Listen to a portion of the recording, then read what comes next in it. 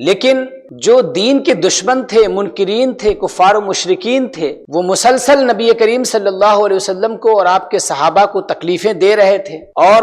نبی کریم صلی اللہ علیہ وسلم اپنے اصحاب کے ساتھ ان تمام تکلیفوں پر صبر کر رہے تھے، اللہ تبارک و تعالی کے ساتھ راضی تھے، تکلیفیں دی جاتی رہیں، یہاں تک کہ مسلمانوں کی جماعت کے بائیکاٹ کے لیے، نبی کریم صلی اللہ علیہ وسلم کے بائیکاٹ کے لیے شعب ابی طالب میں محاصرہ کر دیا گیا، اور وہاں زندگی اس قدر تنگ کر دی گئی، اس قدر دشوار کر دی گئی کہ انسان اس کا تصور نہیں کر سکتا ہے آج، اور انسانیت ان واقعات کو سن کر کے آج بھی تھرا جاتی ہے کہ کیسے نبی کریم صلی اللہ علیہ وسلم پر زندگی کو اجیرن بنانے کی کوشش کی گئی اور آپ کے اصحاب پر زندگی کو مشکل بنانے کی کوشش کی گئی۔ لیکن قرآن کریم میں اللہ تبارک و تعالیٰ نے ارشاد فرمایا ان مع العسر یسرا، ہر دشواری کے بعد آسانی ہے، ہر پریشانی کے بعد راحت و آرام ہے۔ نبی کریم صلی اللہ تعالی علیہ وسلم مسلسل صبر کا مظاہرہ فرماتے رہے، صبر کا مظاہرہ فرماتے رہے، یہاں تک کہ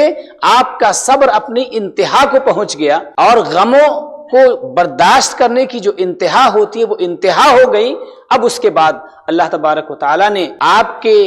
غموں کو ہلکا کرنا چاہا، آپ کو تسلی دینا چاہا، اور بالخصوص آپ کے پشت پناہ حضرت ابو طالب اور آپ کی سب سے بڑی تعاون فرمانے والی ذات سیدہ خدیجہ ام المؤمنین رضی اللہ تعالیٰ عنہ، ان دونوں حضرات کا جب وصال ہو گیا، ان دونوں شخصیات کا وصال ہو گیا، تو ظاہر ہے کہ نبی کریم صلی اللہ علیہ وسلم کو بہت زیادہ تکلیف پہنچی، اتنی تکلیف پہنچی کہ آپ نے اسے عام الحزن قرار دیا، غم کا سال قرار دیا۔ تو گویا جب غم اپنی انتہا کو پہنچ گیا، تکلیفیں اپنی انتہا کو پہنچ گئیں، تو اللہ تبارک و تعالیٰ نے انعام فرمانا چاہا، خصوصی انعام فرمانا چاہا، خاص انعام فرمانا چاہا، اور نبی کریم صلی اللہ علیہ وسلم کے اس غم کو دور فرمانا چاہا۔ چنانچہ اللہ تبارک و تعالیٰ کی طرف سے حضرت جبریل امین کو حکم ہوا کہ آپ جائیں اور نبی کریم صلی اللہ تعالیٰ علیہ وسلم کو لے کر کے آئیں۔